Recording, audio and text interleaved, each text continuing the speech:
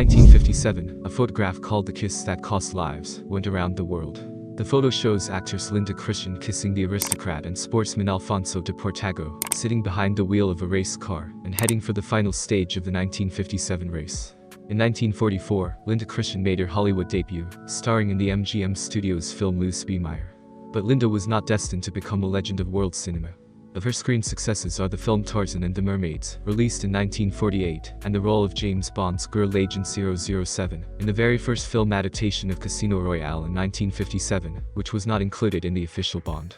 Linda met the Spanish aristocrat Alfonso de Portago a few months after her divorce from her first husband.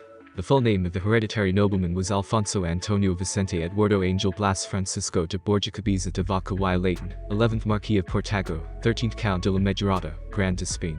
But Alfonso was not born in a medieval Castilian castle, but in London, and from childhood adored technology. Alfonso de Portago was also an excellent pilot and made history with a crazy stunt, flying a $500 bet on a single-engine plane under a bridge. The reckless athlete was only 17 years old at the time. Portago became the French amateur equestrian champion, and in 1956 led the Spanish Olympic bobsled team. In 1957, the athlete won a bronze medal at the World Bobsleigh Championship. The Portago came to motor racing in 1953, knowing absolutely nothing about motor racing. Everything began with the International Motor Show in New York, where the Spaniard met Luigi Cinetti, an entrepreneur who supplied Ferrari cars to the United States. A few years later, he became such an authority in the world of motorsport that he headed the team Scuderia Ferrari. During that fateful race in 1957, Alfonso was 75 miles from the finish line, when his Ferrari blew a tire at 150 miles per hour and crashed into the crowd. 9 spectators, including 5 children, were killed, along with the Marquis and his navigator. The Mille Miglia was never again held as a competitive race.